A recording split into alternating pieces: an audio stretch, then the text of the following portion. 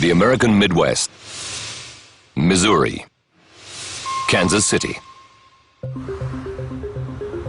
1978. To many outsiders, it's still a Midwestern backwater, best known for cattle trading. In reality, the city is emerging from the shadow of economic recession as a diverse commercial center. Kansas City authorities greenlight a major urban redevelopment scheme. A new $50 million luxury hotel, the Hyatt Regency. The project looks set to shake off the city's outdated cowtown image.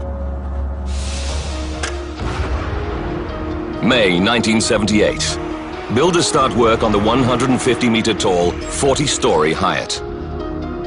As they begin phase 1 of the build, local engineering firm GCE, owned by Jack Gillum, is still finalizing the hotel's design. This new fast-track approach means the project should be completed much more swiftly than a conventional build. Gillum has a 10-year track record of innovative building projects, but the Hyatt Corporation expects a groundbreaking architectural statement. Turning the vision into a reality will be one of his firm's biggest challenges yet. The hotel centerpiece will be its impressive 44-meter wide, 15-meter high, glass-ceilinged atrium. 3 suspended walkways will span this vast space, connecting guest rooms to a conference center and shopping complex. But then, 17 months in, there's a major setback. A section of the atrium's glass ceiling, the size of a tennis court, crashes to the ground. Engineer Jack Gillum analyzes the problem. He discovers that bolts connecting ceiling panels to the steel roof beams were wrongly installed. But he concludes that the accident is a one-off. July 1st, 1980. Despite the setbacks, the Kansas City Hyatt Regency Hotel opens on schedule. It's one of the city's most spectacular buildings, and the atrium's suspended walkways quickly become a major talking point. Your first impression was this large, open, airy space and these skywalks seemingly suspended in air, and people went, wow. Friday, July 17th, 1981. 6 p.m.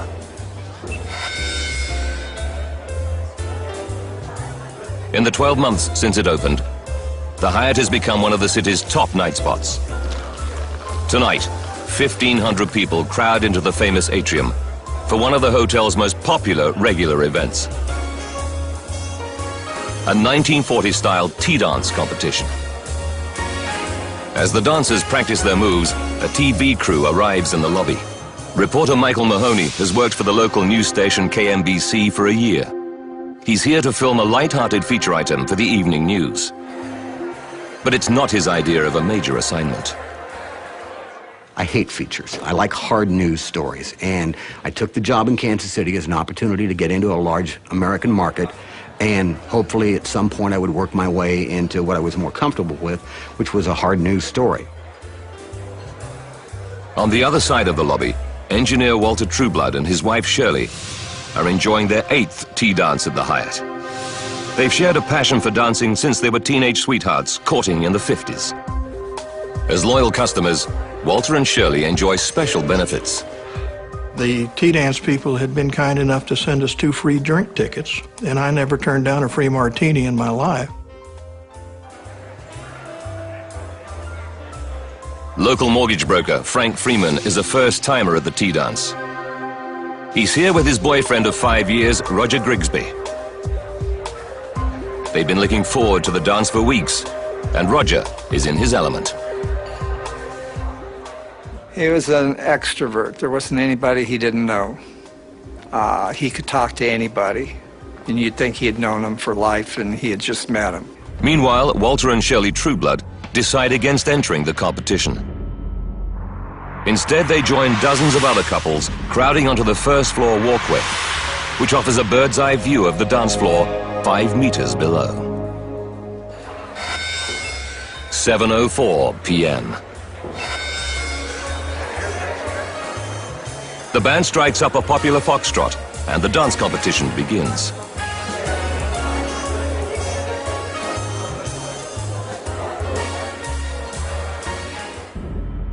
Mike Mahoney's crew films a top shot from the first-floor restaurant. On the first-floor skywalk, Walter and Shirley Trueblood sway to the music, booming up from the atrium. 9 meters above them, dozens more watch from the third-floor skywalk. On the lobby floor, directly underneath the skywalks, Frank Freeman and Roger Grigsby admire the competitors' moves.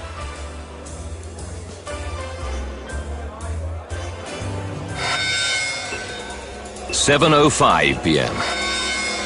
In the restaurant on the first-floor mezzanine, reporter Mike Mahoney's cameraman runs out of power. At that point, Dave was setting up his shot, and I reached over into our camera bag to get some fresh batteries. Then Mahoney hears a noise from across the atrium.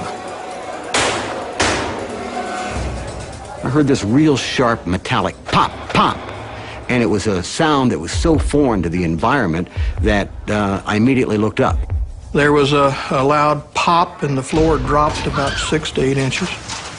I took Shirley's arm and said, I think we ought to step off. We took about 3 steps.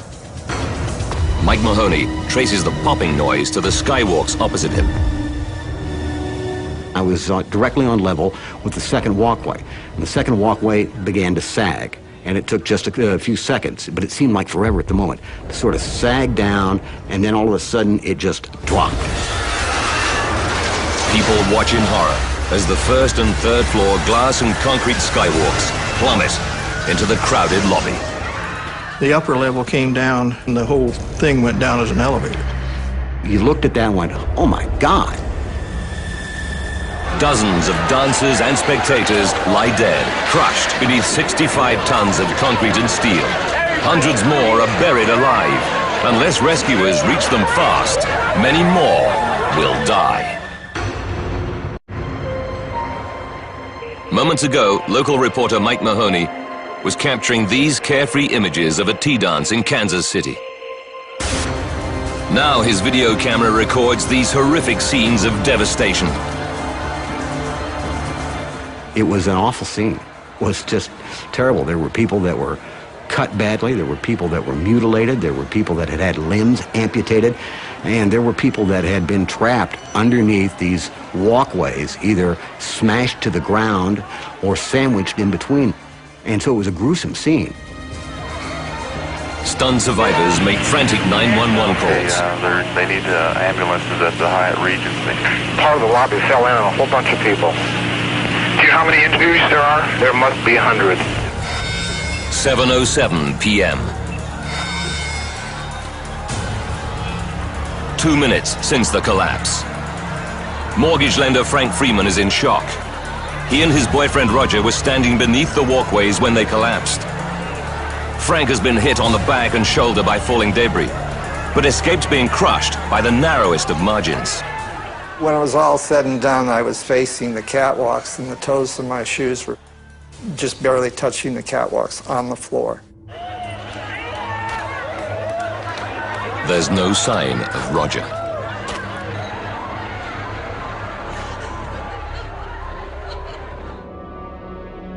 A few meters away, lying under the remains of the first and third floor walkways, is property valuer Mark Williams. Just seconds ago, he was getting a drink at the bar. Now he's pinned to the floor under 65 tons of wreckage. My left leg was up behind my head and up here behind my right ear. My right leg was torn out of the socket and was also laying back up here behind me. So both of the legs are bent behind me and are up behind my head.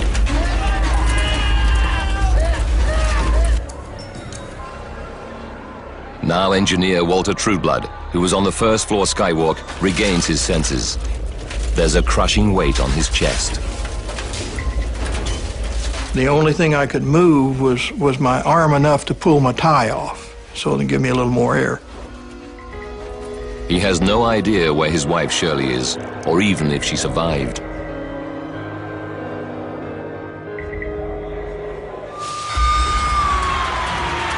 7:17. Firefighters and emergency personnel arrive. They swiftly set up a makeshift morgue in the hotel lobby. Outside, they turn the hotel's taxi rank into a treatment center. In his concrete tomb, Walter Trueblood has no idea if his wife Shirley is alive. Then, he hears something. The next voice I heard was good old Shirley saying, "Walt," and I asked her how she was doing. I remember Walter was calling me and wanting to know, if I was all right. And we couldn't touch, but we could talk. Now, broken water pipes, severed by the collapse, pose a new threat to survivors. Water from the hotel's giant tanks is flooding the lobby at a rate of over 1,000 liters per minute. Under the rubble, hundreds of people who survived the collapse now face the prospect of drowning. Mark Williams can feel the water rising. I'm starting to breathe the water into my nose. And I remember thinking to myself, I'm on one of the highest points in the city of Kansas City and I'm going to drown to death. As Mark struggles to keep his head above water, rescuers are helpless to stem the flow.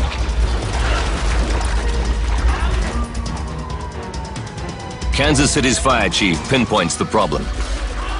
The hotel's front doors are acting like a dam, stopping the water in the lobby from escaping. He sends in bulldozers. They smash the doors down. Water starts to pour out of the lobby.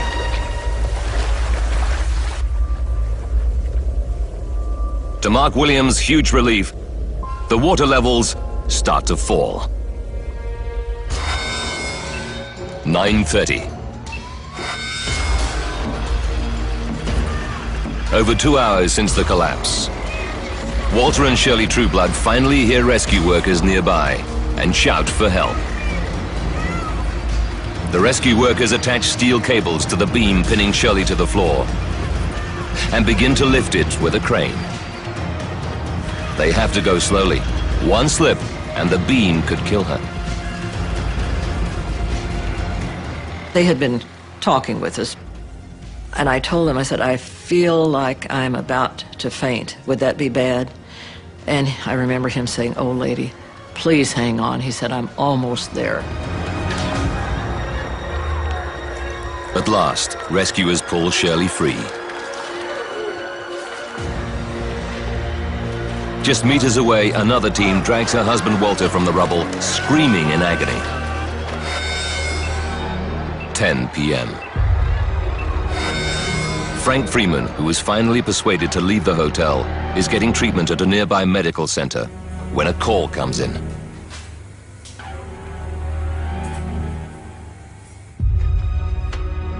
Rescuers have found the body of a man.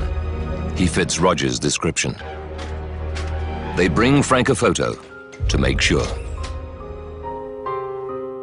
And he didn't look.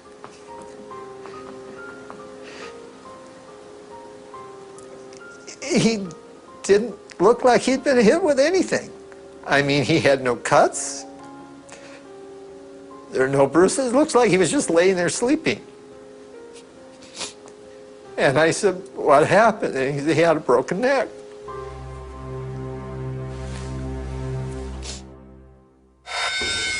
"2:30 a.m. 7.5 hours after the collapse. Now rescuers are only finding dead bodies. What they don't realize is that under the rubble, someone is still alive. But property valuer Mark Williams is buried so deep that he can't even hear the workmen above him. I'm getting mad. Why isn't somebody lifting this stuff off me? I'd be organizing a group of people to lift this off of me.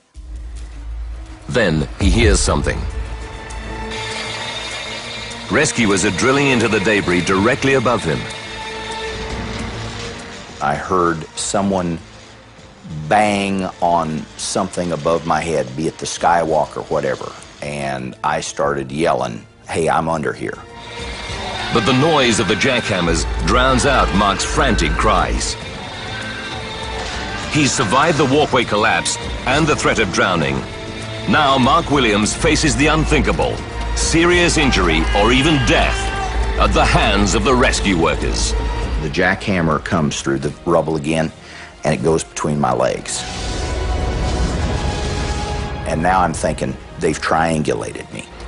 The next one's coming right through the middle of my back, and I got braced for it.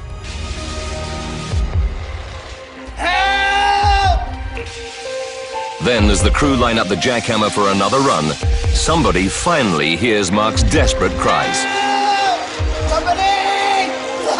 And I remember a guy saying, "My God, there's somebody alive under here." 4:30 a.m.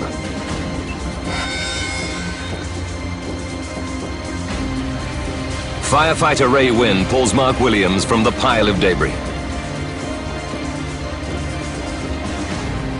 Almost 10 hours after the collapse, he's the last person found alive, but he's horribly injured.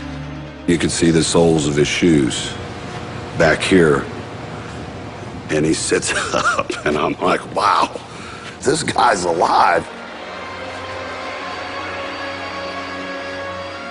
I was happy as hell to see him.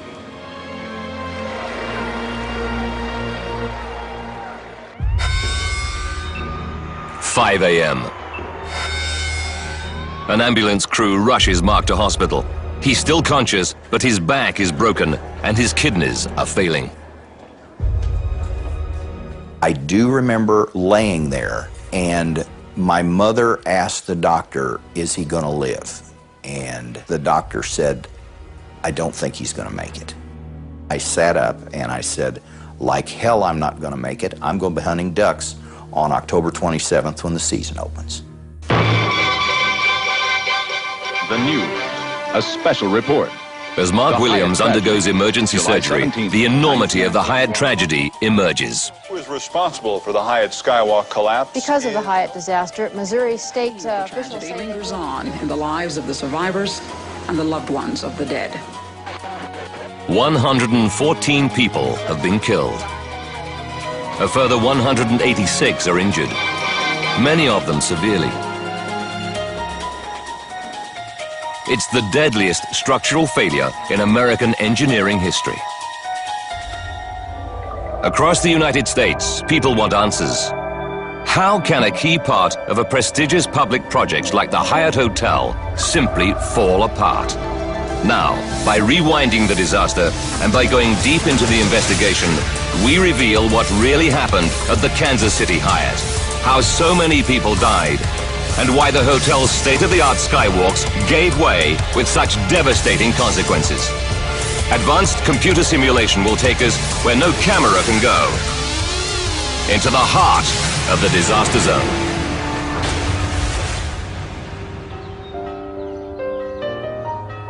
Monday, July 20th, 1981. 3 days after the disaster, relatives hold the first funerals for the victims.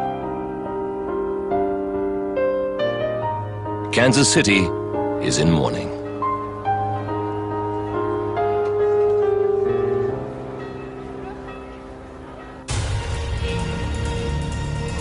Hyatt, the hotel operator, and the building's owner, the Crown Center Redevelopment Corporation, start their own investigations into the tragedy. But Kansas City's mayor, Richard Berkeley, wants an independent public inquiry. He asks the National Bureau of Standards to step in. The NBS is a highly regarded independent federal body that provides scientific analysis for the U.S. government. But its investigation could take months. Local newspaper The Kansas City Star decides to shortcut the process. The paper wants a local structural engineer, Wayne Lishka, to become its undercover investigator. I was surprised by the phone call and a little apprehensive about taking the job. On one side, I wanted to do it because I wanted to get involved and see what really did happen.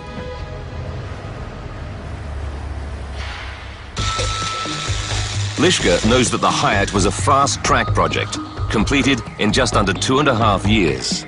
Did the speed of the construction cause shoddy workmanship?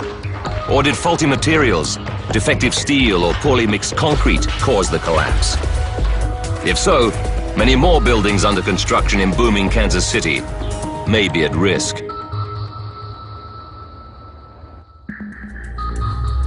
The answers lie in the rubble inside the Hyatt's atrium. 3 days after the collapse, the building's owners decide to let the press inside the ruined atrium.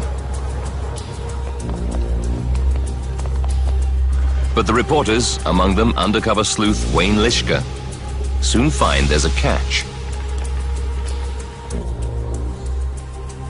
The journalists are only allowed to view the wreckage from 30 meters away. But the Kansas City Star guessed that Lischke might be kept at arm's length and hatched an ingenious plot.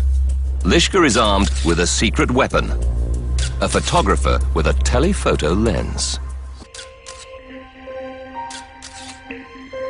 Lischke can see the tangled wreckage of the first and third floor walkways where they fell on the lobby floor. Overhead, all that remains of the original structure are 6 5-meter-long hanger rods still fixed to the ceiling. It's enough to allow Lischke to work out the walkway design. The upper walkway would have been suspended from the ceiling by this set of rods. Lischke realizes that there must have been a second set of rods bolted into the upper walkway that carried the lower walkway 9 meters below. More importantly, the ceiling hanger rods are a crucial clue to where the failure happened. First thing that caught my eye was the rods were still hanging from the ceiling. Since the rods are intact, Lischke believes that the structure must have failed at the point where the upper walkway was connected to the hanger rods. Did a faulty fixing at this critical connection point fail? To find out, he would need to examine the wreckage more closely, something the builder's owners will not allow. Lischke hopes the photographs may reveal more, but now he has a brainwave. City Hall must hold a set of the Hyatt blueprints. They'll detail the fixings used and may hold some clue to their apparent failure. But City Hall tells Lischke he can't see the blueprints. Librarians are in the process of cataloging them. His undercover investigation for the Kansas City Star hits a brick wall.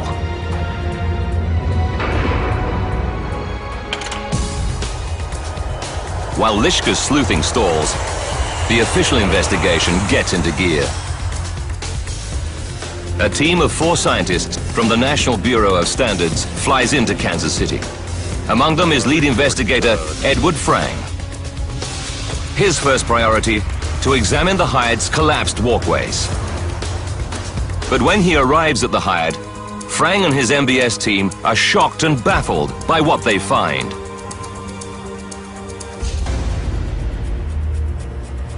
The lobby is empty.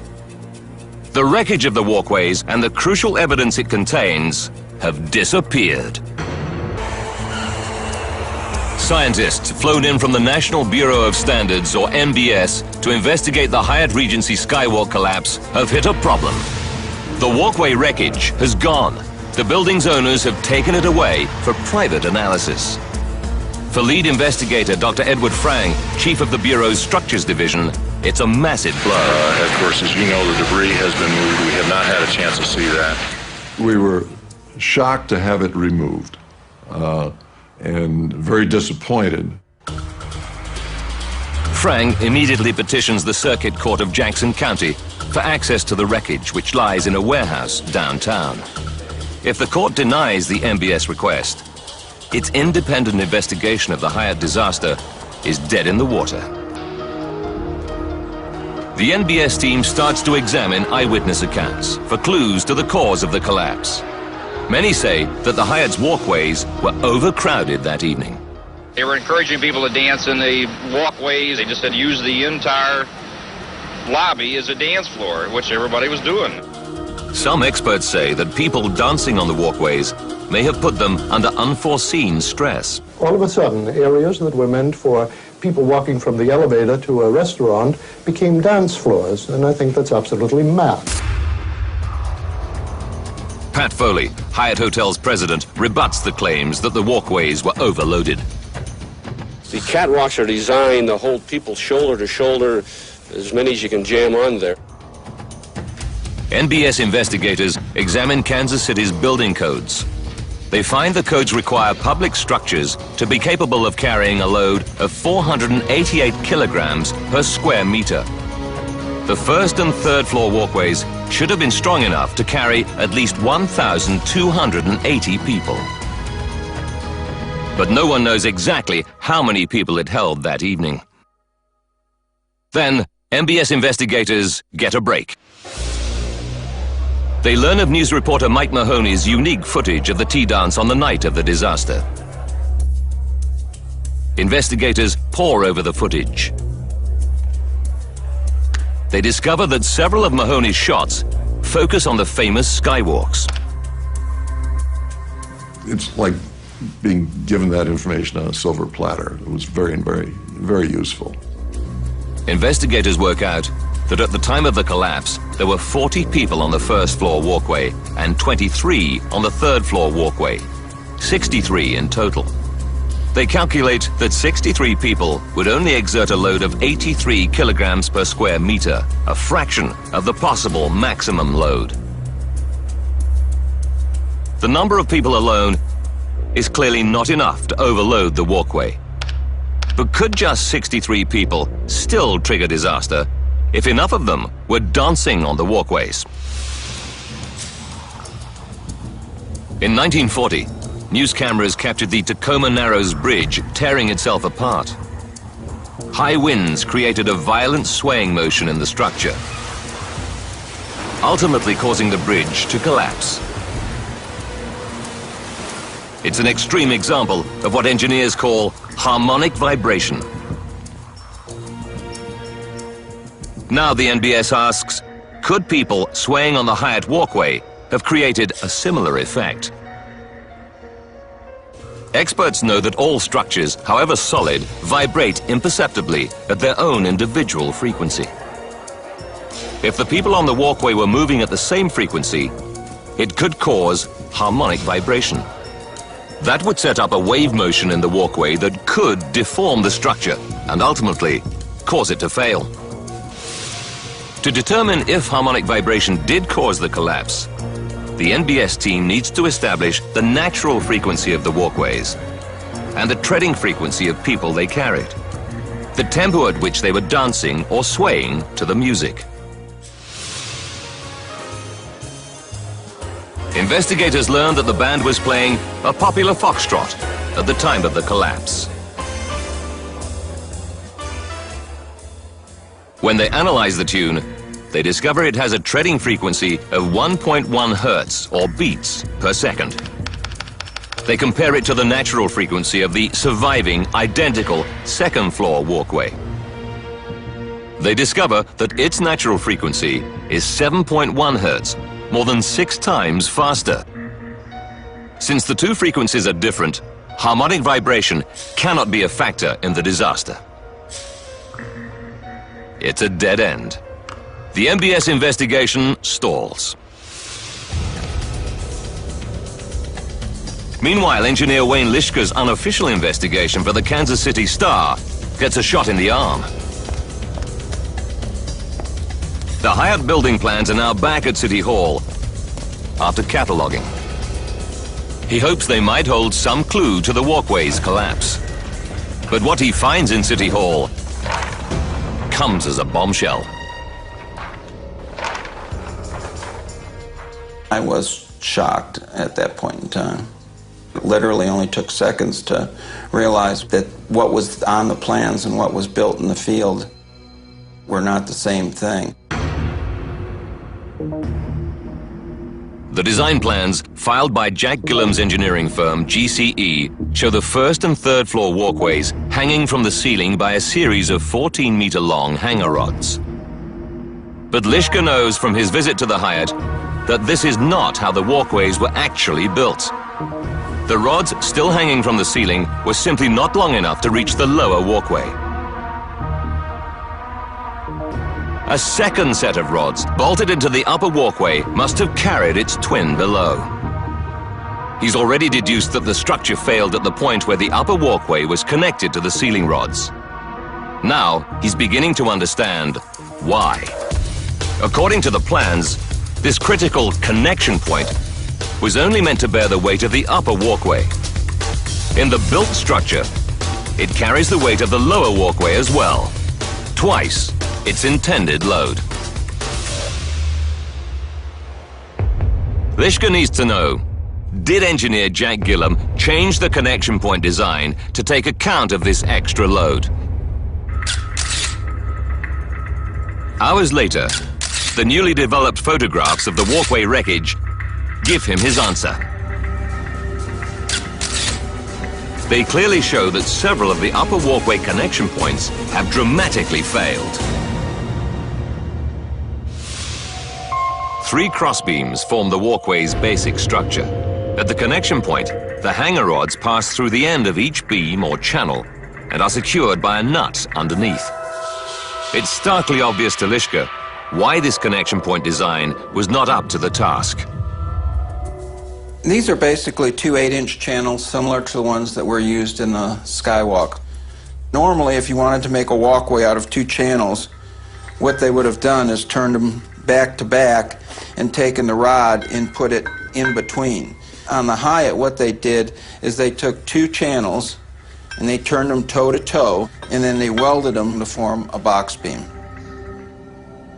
Welding the 2 pieces together makes it very weak right through here. Welded box beams were adequate to provide the walkway's basic framework, but using them to form the connection point poses a serious problem. Here, they must bear the entire load of both walkways. But the nature of their structure transfers these huge forces to the beam's weakest and thinnest points, its walls.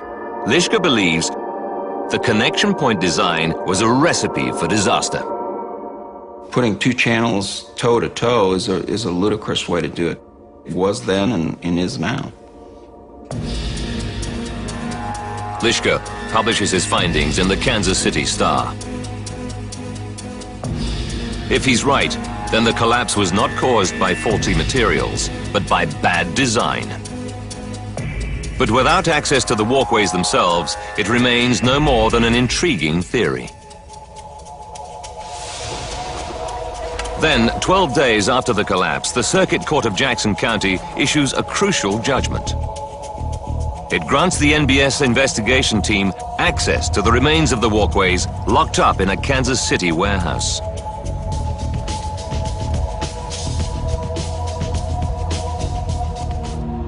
The investigators' first priority, to confirm where the walkways gave way. Amid the wreckage of the upper walkway, they unearth all 6 of its critical connection points and make a disturbing discovery. On each of them, the welds on the box beam have folded inwards and upwards, allowing the hanger rod to pull right through.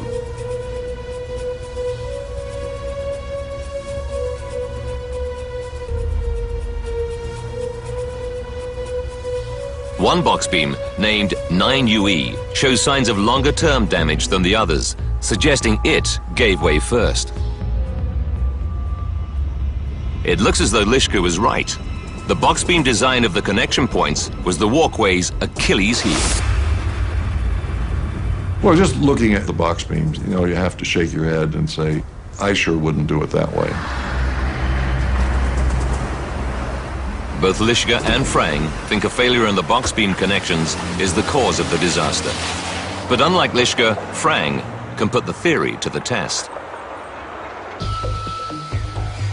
In the National Engineering Laboratory in Gaithersburg, Maryland, investigators attach steel box beams to hanger rods to make 2 exact replicas of the connection point. They weigh every scrap of walkway debris and calculate that the total load on the connection was 8,150 kilograms, over 8 tons. First, they want to find out if the critical connection point was able to take the weight of the walkways without people. The scientists subject the first replica to a constant 8 tons of load.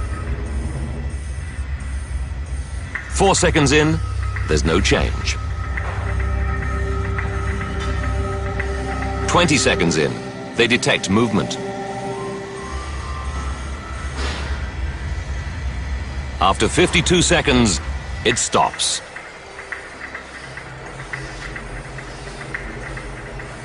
Under the weight of walkways alone, the walls of the beams start to bow, but the connection does not give way. But investigators know that there were 63 people on the walkways when they fell. They estimate that this would add an extra ton, bringing the total load to just over 9 tons. They repeat the experiment with a second identical connection. This time, they'll gradually add the extra weight to observe exactly what happens to the connection points. At 8,070 kilograms, the side walls distort further and the base starts to give way. At 8,160 kilograms, the weld gives way with a crack. Then, at 8,255 kilograms, it fails completely. The base of the connection, the point bearing the greatest stress, simply folds like cardboard. The bolt attaching the walkway to its hanger rod rips clean through. Under a steady, mechanically exerted force, the connection actually gives way some 815 kilograms short of the estimated load.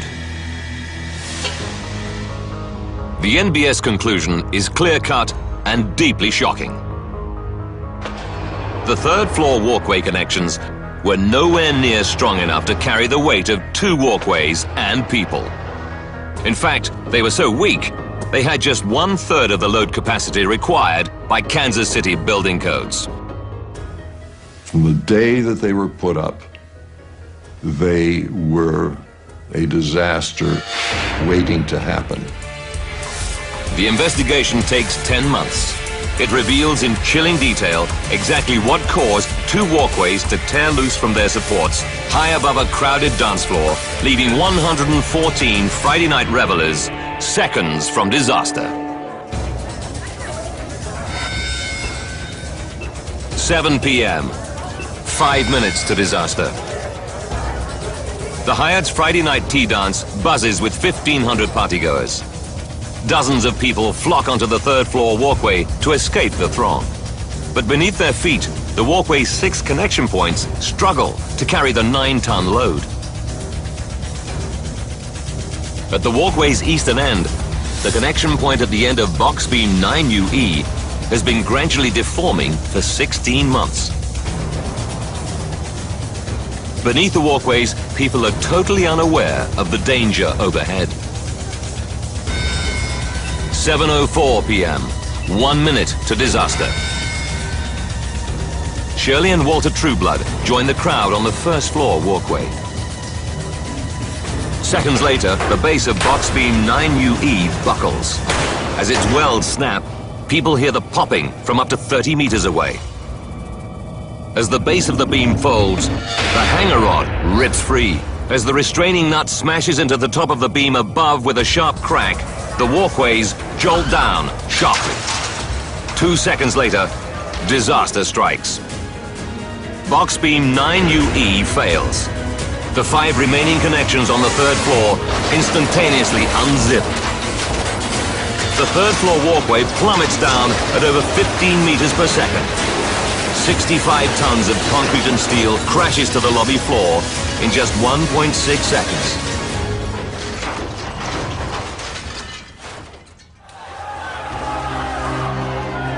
a fatal flaw in the construction of the walkways is responsible for the deaths of 114 people.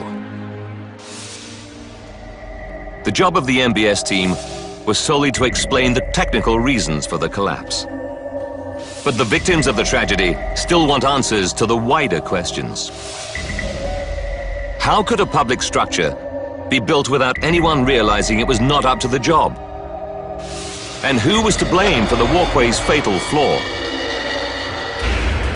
The full story would emerge in a series of sensational court cases that took place in the wake of the disaster. What they revealed would shock America and transform the way buildings are built and designed in the US forever. Official investigators have revealed that the Kansas City Hyatt Skywalks collapsed because the way they were connected to hanging rods was fatally flawed. The critical connection points had just 1/3 of the load capacity required. The spotlight now falls on Jack Gillum, head of engineering firm GCE, which designed the Hyatt. In the wake of the collapse, the American Society of Civil Engineers, or ASCE, and the Missouri State Board investigate Gillum's role. It emerges that it was the Hyatt architects who requested box beams for the walkways. Their motives were aesthetic. Box beams are the easiest type of beam to conceal with plasterboard. But as chief engineer, it was Gillum's job to ensure that all aspects of the walkway were structurally sound. So what went wrong? Jack Gillum tells investigators that 1 year into the Hyatt build, his firm, GCE, sent drawings of the walkway and its connection points to the fabricator, Haven Steel. Haven Steel says that the single hanger rod design is too hard to build and proposes 2 sets of rods instead. 1 month later, GCE gives the new walkway design its stamp of approval. Investigators are mystified. Gillum's concept for the connection point is flawed from the start, and the new design doubles the load it will carry. But at no stage does GCE attempt to rectify the problem. Why wasn't the mistake spotted? Now Gillum makes a staggering admission.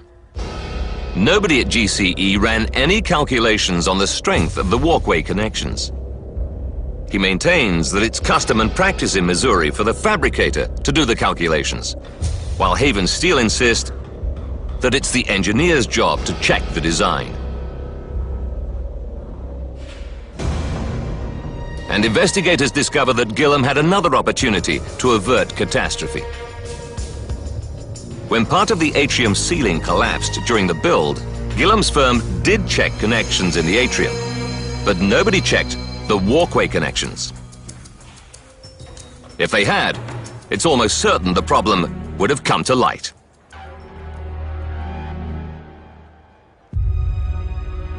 The ASCE suspends Gillum.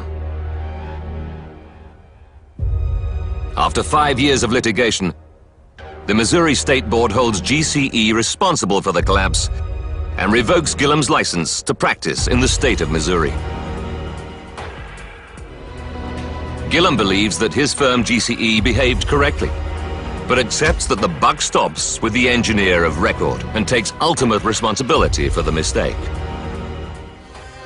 The Kansas City Star won a Pulitzer Prize for Wayne Lischke's reports on the Hyatt Skywalk collapse.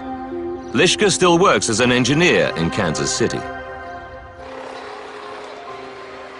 Mark Williams spent 2 months in intensive care and endured many months more of painful rehabilitation. But on the opening day of the duck hunting season, I made it. My physical therapist carried me on his back through the marsh, got me to the duck blind opening day. Despite suffering a broken back and having both legs torn out of their sockets, Mark made a complete recovery.